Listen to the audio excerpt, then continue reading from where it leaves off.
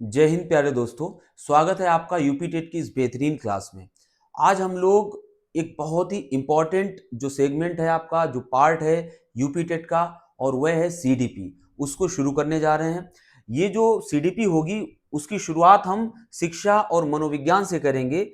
ज़्यादातर लोग शुरुआत कर देते हैं सीधा बाल विकास से, और तब हमारा ये पार्ट छूट जाता है, जिससे आप देखेंगे, अभी हम आपको बताएंगे कि आपके प्रीवियस एग्जाम्स में डायरेक्ट इससे क्वेश्चन पूछे गए थे, और वो क्वेश्चन अभी आपको दिखाएंगे कि किस तरह के सीधे सीधे क्वेश्चन इससे आ जाते हैं।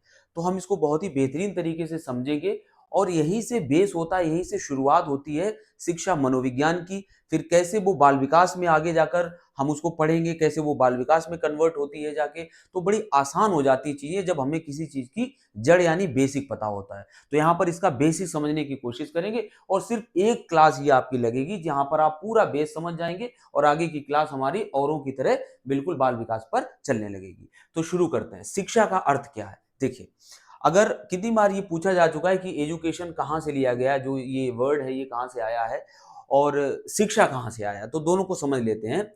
देखिए, अगर हम शिक्षा की बात करें तो शिक्षा संस्कृत की शिक्ष धातु से लिया गया है। किससे लिया गया है? संस्कृत की शिक्ष धातु से लिया गया है, संस्कृत भाषा की। और जिसका जो अर्थ होता है वो होता है सीखना या सिखाने की प्रक्रिया। सीखना या सिखाने की प्रक्रिया जिसका अर्थ होता है। तो यहाँ पर बेसिकली शिक्षा का क्या मतलब हुआ? सीखने या सिखाने की प्रक्रिया को शिक्षा कहते हैं। ठीक है। अब अगर हम इंग्लिश में बात करें, वहां पर ज्यादा कुछ डिटेल में बताने को नहीं है। अब अगर हम इंग्लिश में बात करें एजुकेशन वर्ड, तो एजुकेशन के बारे में बताया जाता है कि अगर हम पहले की बात करें तो एजुकेशन, एजुकेटन एक लैटिन वर्ड है, एक लैटिन वर्ड है एजुकेटम, एजुकेटम एक लैटिन वर्ड है एजुकेटम, यहां से लिया गया है, जो अगेन दो वर्ड से मिलकर बनता है, ई प्लस ड्यूको। जो उसको वहां पर अर्थ मिलता है वो दो वर्ड से मिलता है, ई प्लस ड्यूको। जहां पर ई का मतलब होता है अंदर से, और ड्यूको का मतलब होता है आगे बढ़ाना। और ड्यूको का मतलब क्या होता है? आगे बढ़ाना। अब बात को आप सिंपल वर्ड्स में समझिए। एजुकेशन लैटिन वर्ड एजुकेटम से लिया गया है। ये पहले की संकल्पना है, ये पहले का कॉन्सेप्ट है, पहले हम वो आपको बता देते हैं।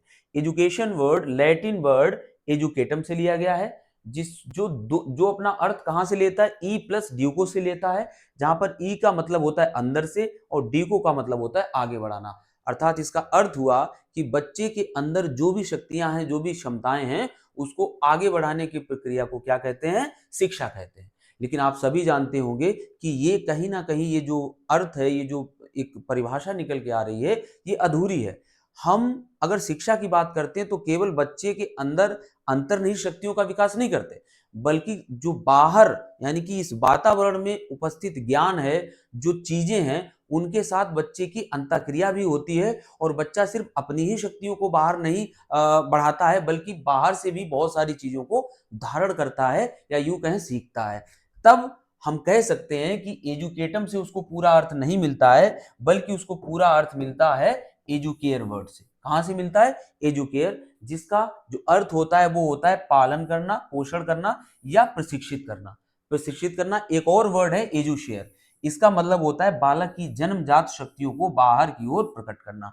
अब हमने आपको तीन वर्ड यहां पर बता दिए, है ना? कुछ लिटिल कंफ्यूजन आपको हो गई होगी। देखिए, हमने पहले बताया जब पहले इसका कॉन्सेप्ट लगाया जाता था तब एजुकेटम वर्ड से लगाया जाता था, लेकिन ये उसके अर्थ को सही डिफाइन नहीं करता है, इसलिए एजुकेयर वर्ड है, ये भी लैटिन वर्ड है। इसका अर्थ होता है उसके अंदर जो भी है बच्चे को पोषित करना, प्रशिक्षित करना, सिखाना। और दूसरा एक एजुशेयर वर्ड है, इसका मतलब होता है बालक की जन्मजात शक्तियों को बाहर की ओर प्रकट करना। तो ये दोनों जो हैं एक एक आधुनिक अर्थ जो शिक्षा का होना चाहिए उसकी ओर हमें इशारा कर रहे हैं। इसीलिए अगर एग्जाम में आ जाए कि एजुकेशन किससे लिया गया वर्ड, और आपको ये दो में कोई भी दिख जाए तो आप इसको आराम से लगा सकते हो। अगर ये नहीं दिखते हैं तब तो आप एजुकेटम को लगा दोगे। हमने तीनों को यहाँ पर अच्छे से एक्सप्लेन कर दिया है। फिलहाल शिक्षा का अर्थ भी आपको समझ में आ गया कि बालक की अंतर्निहित शक्तियों का विकास करना होता है, लेकिन किस परिप्रेक्ष्य में? वातावरण के परिप्रेक्ष्य में। अब हम बात कर लेते हैं शिक्षा शब्द का प्रयोग दो अर्थों में किया जाता है, और वो दो अर्थ क्या है। देखिए,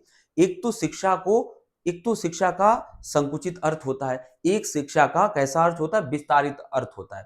तो ये दोनों आपको पता होंगे, हमें ऐसी पूरी उम्मीद है। जब शिक्षा के एक विस्तृत अर्थ की बात की जाती है तब हम ये कहते हैं कि शिक्षा जीवन पर्यंत अनवरत चलने वाली प्रक्रिया है। जन्म से लेकर मृत्यु तक व्यक्ति कुछ ना कुछ किसी ना किसी माध्यम से सीखता रहता है। सिर्फ टीचर से ही नहीं, किसी वस्तु से, किसी घटना से, किसी व्यक्ति से कुछ ना कुछ हम जीवन पर्यंत सीखते रहते हैं। और ये शिक्षा का कैसा रूप है, एक विस्तृत अर्थ बताता है। एक गतिशील प्रक्रिया है। शिक्षा कैसी प्रक्रिया है, एक गतिशील है जो अनवरत चलती है। और वही यहाँ पर लिखा भी है, शिक्षा निरंतर चलने वाली, आजीवन चलने वाली एक प्रक्रिया है। और इसके आगे दूसरा जो पॉइंट लिखा है वो क्या लिखा है, इसके आगे लिखा है शिक्षा गत्यात्मक है। बिल्कुल, शिक्षा कभी रुकती नहीं है, गत्यात्मक होती है। और हमें पता भी नहीं चलता है कि हम कुछ कुछ सीख रहे हैं।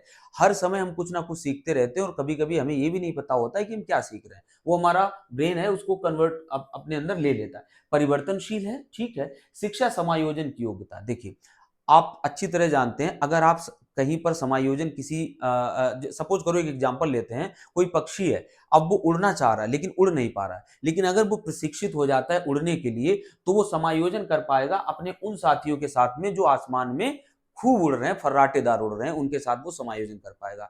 यानी कहीं ना कहीं प्रशिक्षण या शिक्षा की कमी अगर रहेगी तो वो अपने बराबर के लोगों के साथ या अपने से ऊंचे लोगों के साथ समायोजन नहीं कर पाएगा। तो शिक्षा के लिए ये शिक्षा कार्य करती है, समायोजन करने का, ठीक है। शिक्षा ज्ञान, चरित्र, व्यवहार का परिमार्जन करती है। देखिए ये बहुत छोटी छोटी बातें हैं, अभी आप पूरा मनोविज्ञान पढ़ोगे, पूरी सीडीपी पढ़ोगे, तब ये सब चीजें सैकड़ों बार वहां पर आएंगी, ठीक है। चरित्र निर्माण करती है, व्यवहार में परिमार्जन तो करना है, शिक्षा का प्रमुख कार्य है ना। शिक्षित व्यक्ति के व्यवहार में आप देखो कितने परिवर्तन आ जाते हैं। शिक्षा नेतृत्व क्षमता का विकास करती है। आप सभी जानते हैं हमारे देश को जो आजादी मिली, आप कल्पना कीजिए, क्या केवल वहां पर जब भी हम देखते हैं तो हमें कौन दिखाई देते हैं, तब हमें गांधी जी दिखाई देते हैं, नेहरू जी दिखाई देते हैं, अब सुभाष चंद्र बोस जी दिखाई देते हैं, चंद्रशेखर आजाद जी दिखाई देते हैं, मतलब वो लोग दिखाई देते हैं, अम्बेडकर जी दिखाई देते हैं।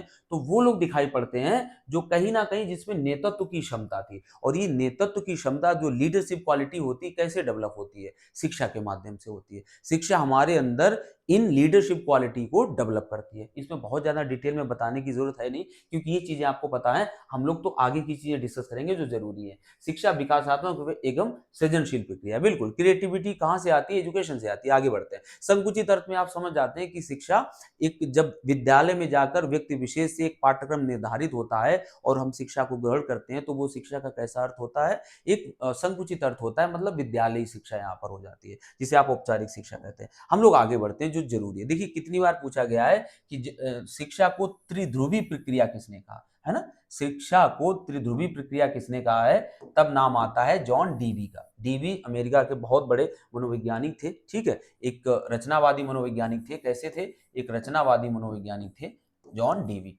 ठीक है।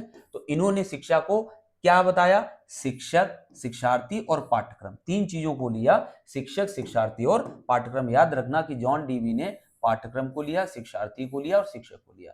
सबसे ज्यादा तो डीवी के बारे में पूछा जाता है। सेम अगर रायबर्न की बात करें तो इन्होंने भी शिक्षा को त्रिध्रुवी प्रक्रिया माना है। बेंजामिन ब्लूम की बात करें तो इन्होंने भी शिक्षा को त्रिध्रुवी प्रक्रिया माना है। अब आ सकता है वहां पर क्वेश्चन, निम्नलिखित में से कौन सा मनोवैज्ञानिक है जिसने शिक्षा को त्रिध्रुवी प्रक्रिया नहीं माना है। तब ये तीन दे दिए होंगे और एक आपको हो सकता है एडम स्मिथ दे दिए जाए, तो आपको वहां पर फाइंड आउट करना होगा। एडम स्मिथ ने शिक्षा को द्विध्रुवी प्रक्रिया माना है, केवल शिक्षक और शिक्षार्थी को इन्होंने बताया। और प्रिचर्ड रॉस ने भी शिक्षक और शिक्षार्थी को ही दो ध्रुवी प्रक्रिया शिक्षा को माना है, ठीक है।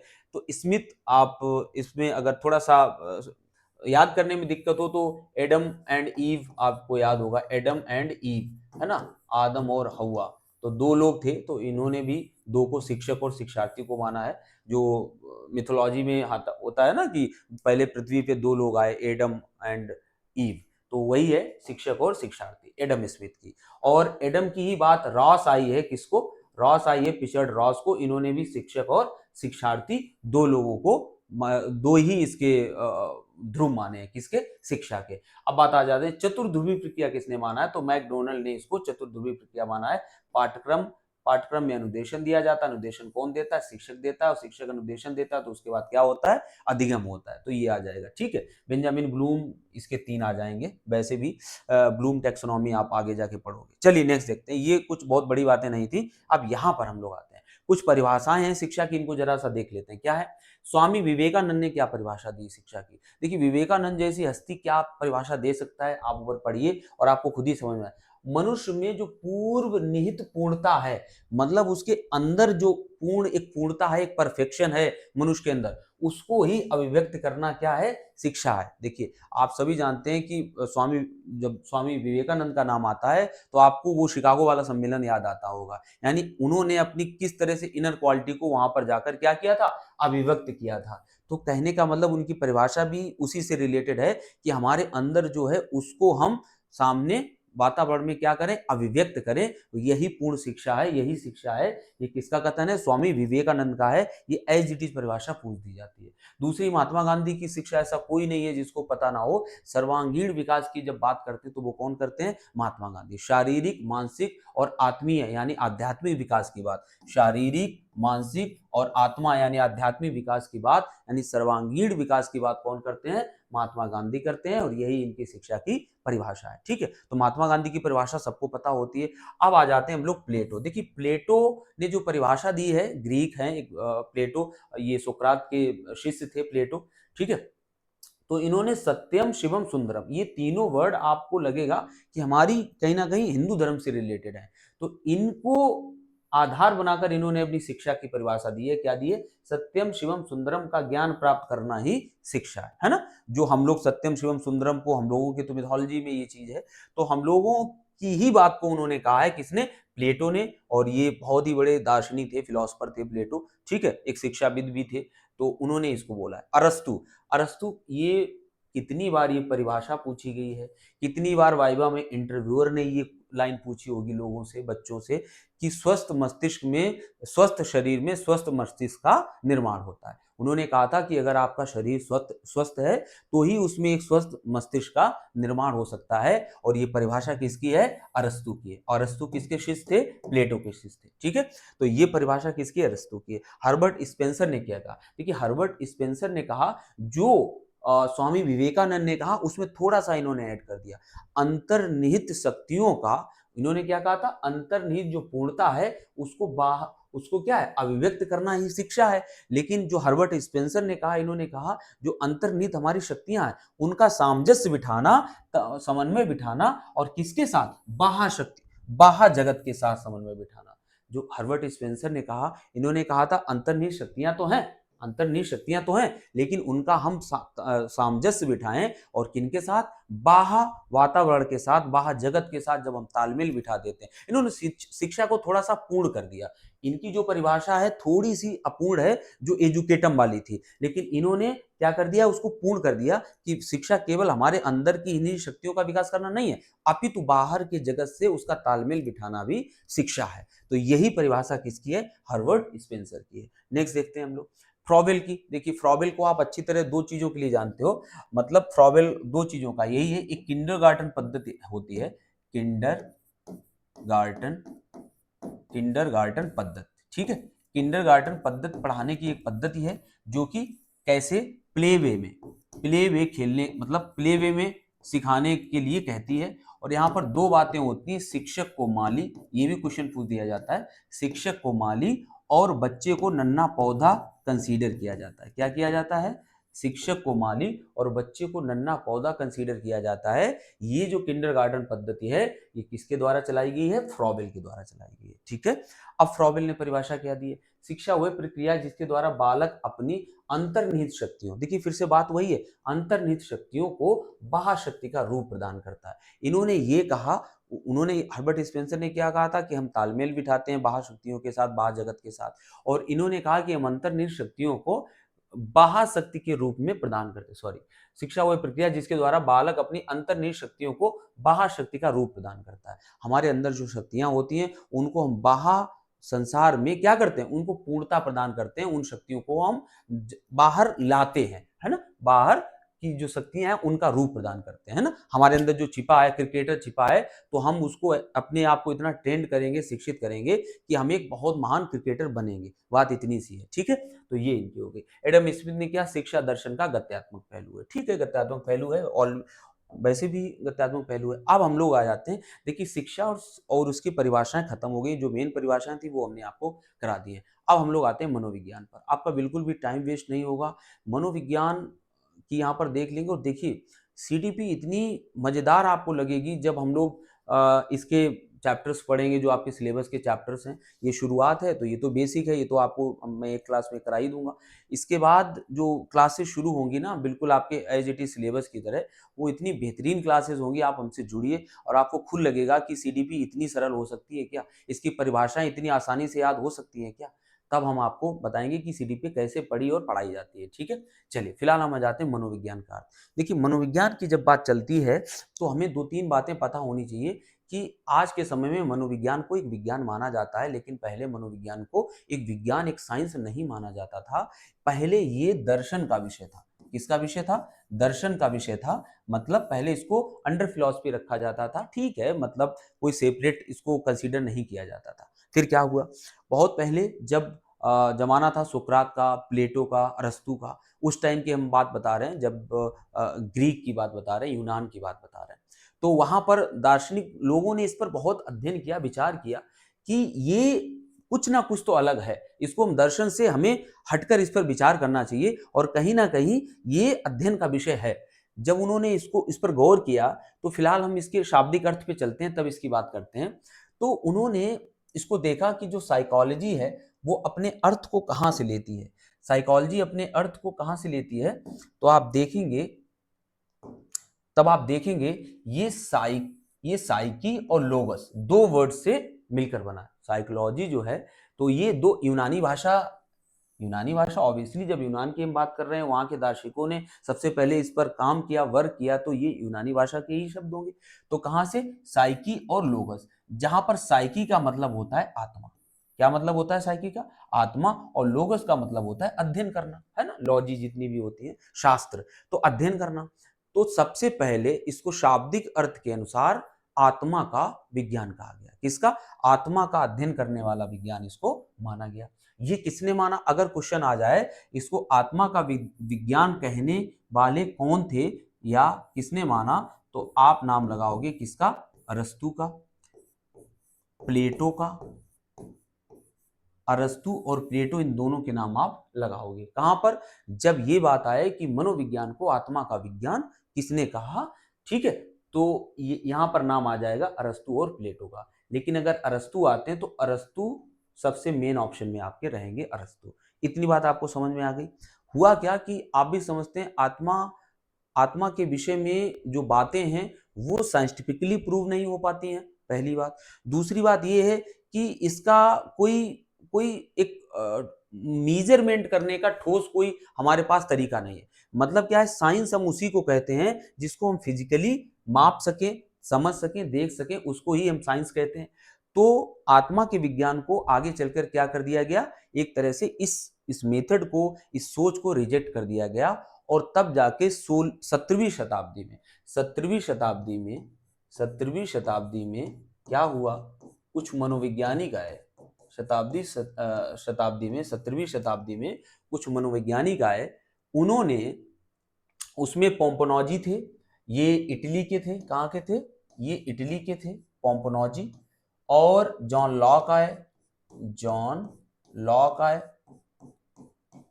और डेकार्टे आए। ये 3 मनोवैज्ञानिकों का नाम आप याद रखना, पोम्पोनॉजी, जॉन लॉक, डेकार्ट। इन तीनों ने मनोविज्ञान को मन का या मस्तिष्क का विज्ञान कहा। किसका? साइंस ऑफ माइंड कहा। किसने? पोम्पोनॉजी ने, जॉन लॉक ने, डेकार्ट ने। जॉन लॉक ने, आपको याद होगा क्या कहा था कि बच्चा कैसा होता है? टेबुला रासा, और ये क्वेश्चन कितनी बार टेट वगैरह में पूछा गया है कि बच्चा को कोरी स्लेट किसने कहा, बच्चा के मस्तिष्क को कोरी स्लेट किसने कहा? तो किसने कहा था? जॉन लॉक ने कहा था। ये एज इट इज क्वेश्चन पूछा जाता है। जॉन लॉक ने बच्चे को टेबुला रासा या कोरी स्लेट कहा, ये जॉन लॉक। और ये तीनों मनोवैज्ञानिक 1600 के बाद पैदा हुए थे। और यानी ये 17वीं शताब्दी की बात है। और 17वीं शताब्दी में मनोविज्ञान का जो एक तरह से कहें प्रमोशन हुआ, वो किससे? आत्मा से हटकर अब ये किस पर आ गई थी, मन का विज्ञान कहलाई। किसका, मन का, ठीक है, मन का विज्ञान कहलाई, माइंड का विज्ञान कहलाई, ठीक है। अब क्या होता है, बात और आगे बढ़ती है और बात आती है 19वीं सदी में। कब आती है, 19वीं सदी में, यानी 1800 के बाद की बात आती है। 19वीं सदी में कुछ मनोवैज्ञानिक हुए, और ये मनोवैज्ञानिक कोई छोटे मोटे मनोवैज्ञानिक नहीं थे जिनकी अब हम बात करेंगे। ये मनोवैज्ञानिक बहुत ही बड़े मनोवैज्ञानिक थे, जिसमें नाम आता है विलियम जेम्स का और विलियम वुंट का।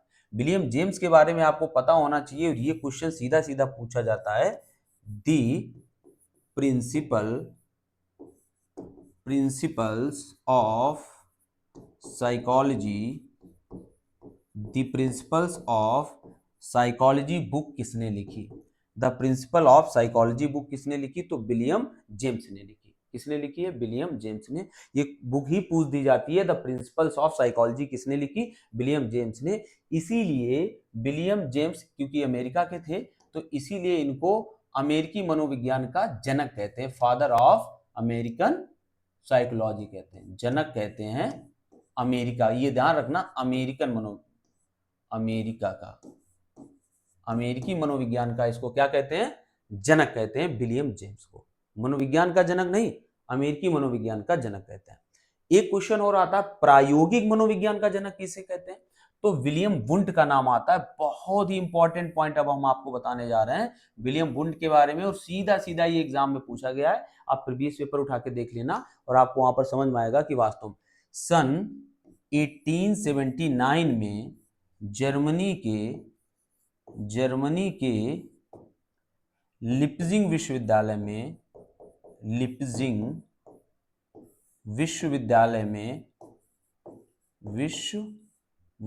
में इन्होंने पहली मनोवैज्ञानिक प्रयोगशाला स्थापित की। क्या की थी, पहली प्रयोगशाला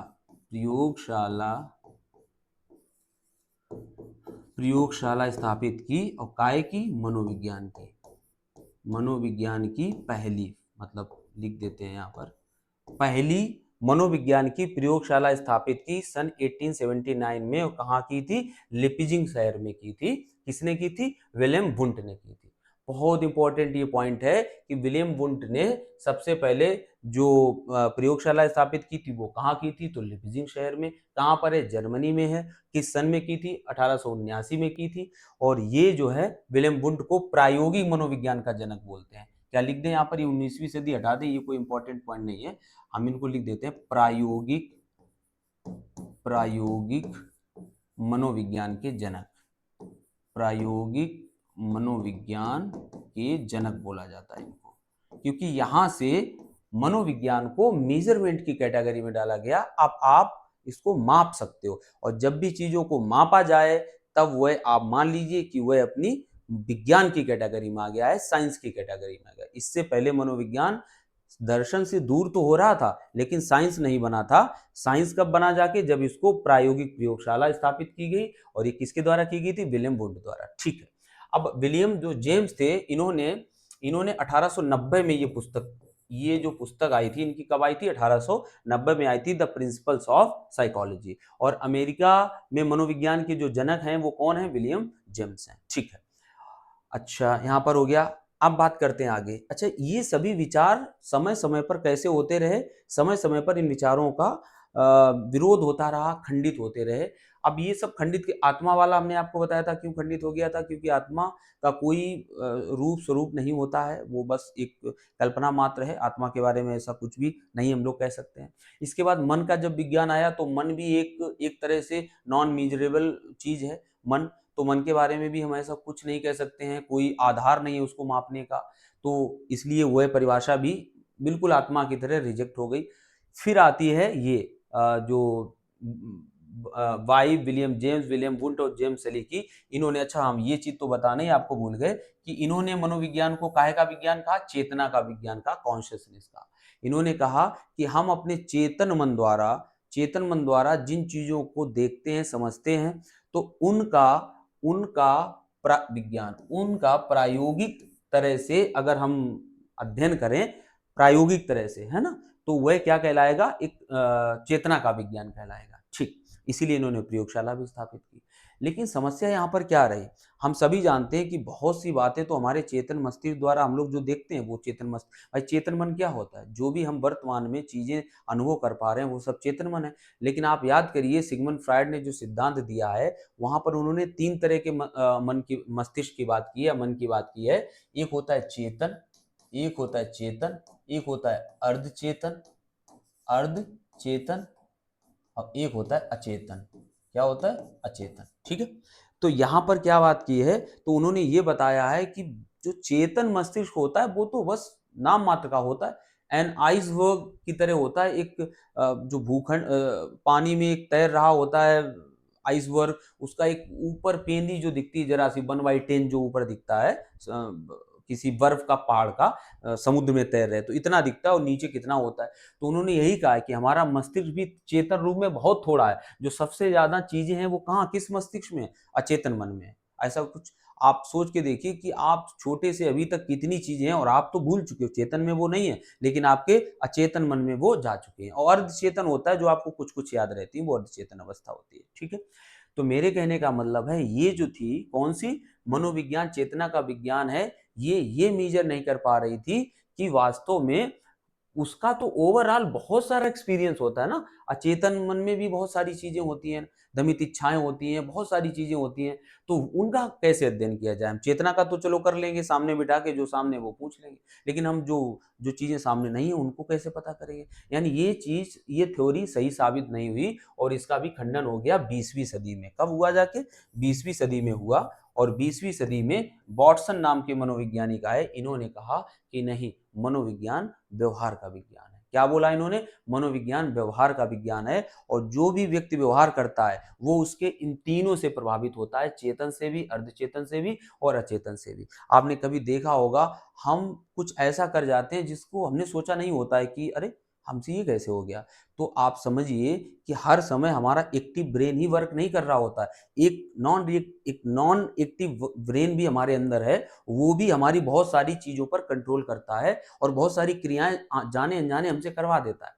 ठीक है, तो वो बात जो है वही बात हम आपसे कहना चाह रहे हैं। तो इन्होंने कहा कि क्यों ना हम व्यवहार का अध्ययन करें, और किसी का जो व्यवहार होता है वो उसकी पूर्णता, उसके अंदर जो कुछ भी घटित हो रहा है उसी का पैमाना होता है। तो इसीलिए वाटसन, स्किनर और वुडवर्थ, ये कुछ मनोवैज्ञानिक हैं जिन्होंने मनोविज्ञान को किसका विज्ञान कहा? व्यवहार का विज्ञान कहा। और वाटसन ने तो यहाँ तक कहा कि आप, उन्होंने एक सेंटेंस बोला था कि आप हमें एक कोई बच्चा दीजिए और आप हम उसको क्या बना देंगे, आप डाकू बना सकते हैं, वकील बना सकते हैं, मतलब हम उसको कुछ भी बना सकते हैं। ये जो जो ये बात थी, ये किसने कही थी? वाटसन ने कही थी, है ना। तो इस तरह से उन्होंने उन्होंने ये माना कि हम चाहें तो एक बच्चे में व्यवहार, क्योंकि व्यवहार को ही उन्होंने पैमाना माना, तो उन्होंने कहा कि आप हमें दीजिए, हम कुछ भी बना देंगे। तो ये है। ठीक है, बीएफ स्किनर को आप जानते हैं, वुडवर्थ को आप जानते हैं। इसके अलावा एक और नाम यहाँ पर आता है थॉर्नडाइक का। थॉर्नडाइक 1913 में उनकी थ्योरी भी आई थी, ट्रायल एंड एरर थ्योरी। तो थॉर्नडाइक का भी नाम आता है। ये सब बिहेवियरिस्ट हैं, व्यवहारवादी हैं। ठीक है, तो यहाँ से मनोविज्ञान को किसका व्यवहार माना जाता है? व्यवहार का विज्ञान माना जाता है, और यही परिभाषा आज तक विद्यमान है। तब जाकर एक मनोवैज्ञानिक हुए, और जिनका नाम है वुडवर्थ। क्या नाम है? वुडवर्थ। यही यही जो लिखे हैं, वुडवर्थ ने एक परिभाषा दी सबसे पहले। क्या परिभाषा दी?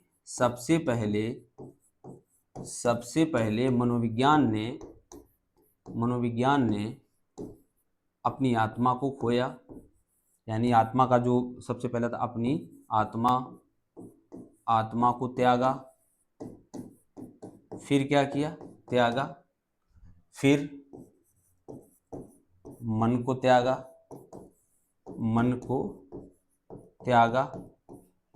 फिर चेतना खोई,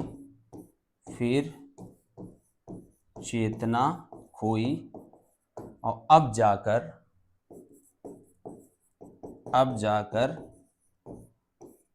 कह सकते हैं कि उसमें व्यवहार बचा है, या व्यवहार है। अब जाकर उसमें व्यवहार है, ऐसे करके है, उसमें व्यवहार है। ठीक है, बात मेन पॉइंट ये है कि सबसे पहले उसने अपनी आत्मा खोया, आत्मा का विज्ञान माना गया उसको। इसके बाद मन का विज्ञान, तो मन को खोया। त्याग किया, फिर चेतना खोई और अब जाकर उसमें क्या एग्जिस्ट करता है, व्यवहार एग्जिस्ट करता है। ये परिभाषा भी कई बार पूछी गई है और ये किसकी परिभाषा है, वुडवर्थ की परिभाषा है। ठीक है, तो यहाँ पर कुछ परिभाषाएं मनोविज्ञान की हैं। गैरिड ने कहा मनोविज्ञान को आत्मा का विज्ञान के रूप में परिभाषित करते हैं। वाटसन कहते हैं मनोविज्ञान, ये परिभाषा याद रखना, मनोविज्ञान को व्यवहार का विज्ञान किसने कहा, वाटसन ने मनोविज्ञान को व्यवहार का विज्ञान कहा और वाटसन ने ही इसे एक धनात्मक विज्ञान कहा। क्या कहा, धनात्मक विज्ञान भी वाटसन ने कहा, ये याद रखना। ठीक है, और स्किनर ने इसे शिक्षा की क्या बताया, आधारशिला बताया।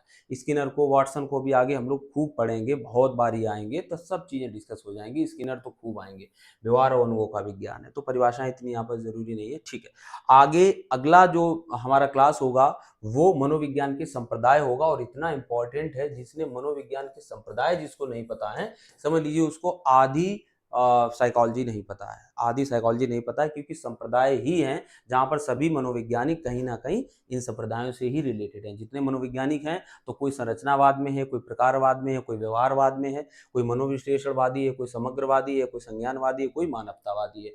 तो नेक्स्ट क्लास में हम लोग मनोविज्ञान के संप्रदाय पढ़ेंगे। आज हमने बेसिक पढ़ा, शिक्षा क्या है, शिक्षा की परिभाषाएं क्या है, शिक्षा का अर्थ क्या है और मनोविज्ञान क्या है, मनोविज्ञान कहाँ से लिया गया है और मनोविज्ञान की परिभाषाएं क्या हैं, मनोविज्ञान कैसे, मनोविज्ञान का विकास हुआ। तो आज हम लोगों ने शिक्षा और मनोविज्ञान को अलग अलग पढ़ा।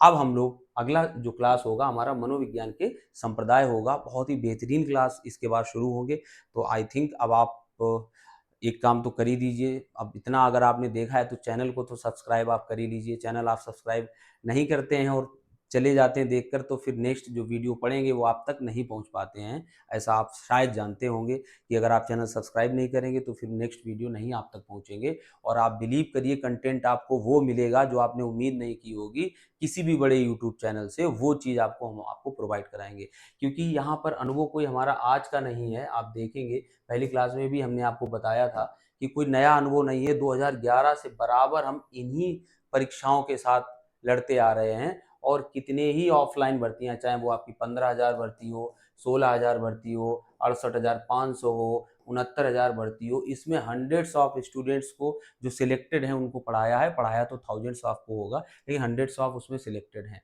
और ये बात मतलब हम कह रहे हैं तो कभी भी आप इसका प्रूफ क्या, जो चाहें जैसे आप इसको मान सकते हैं। फिलहाल तो आप पढ़ाई ही सबसे बड़ा प्रूफ है, जब हम आपको चीज़ें डिस्कस करेंगे आपसे तभी आपको क्लियर हो जाएगा। ठीक है, बाकी अनुभव कोई आज का नहीं है, पुराना है, तो जुड़ेंगे तब आपको पता चलेगा। सेशन को शेयर कर दीजिए अपने दोस्तों के साथ में और सब्सक्राइब कर लीजिए। कमेंट करना है तो कमेंट करिए किसी भी तरह का, है ना, जो भी चीज़ें नहीं समझ में आई हैं, जो भी आप चाहते हो, और अगला लाइक तो कर ही दीजिए। ठीक है, थैंक यू।